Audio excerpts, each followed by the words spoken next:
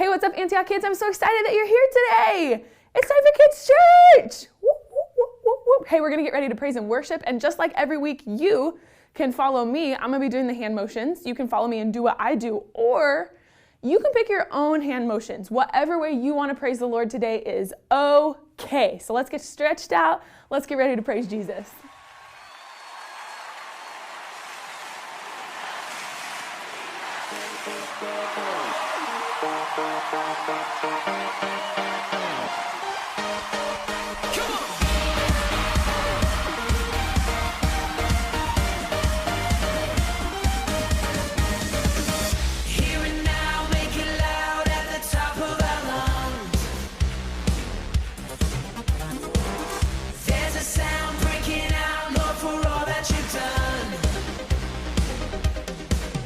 And now we're turning our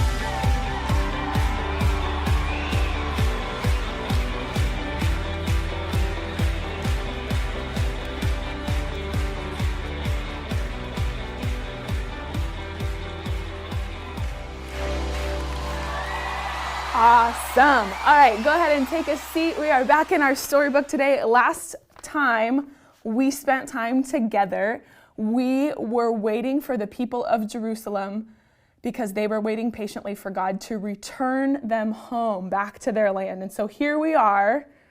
It says the return home. It says 3 generations of children were born and raised during the exile of the Jewish people in Babylon. That's where they were last time, in exile.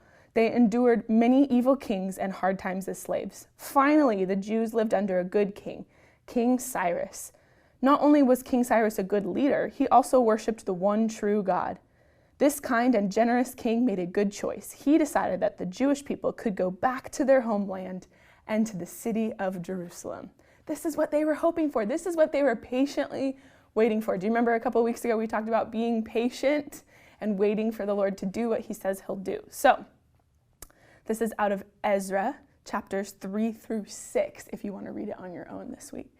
It says, "Start packing," King Cyrus announced. "You're going home to Jerusalem. It's time to rebuild the temple, and I am sending you home to do the job." The people could hardly believe their ears.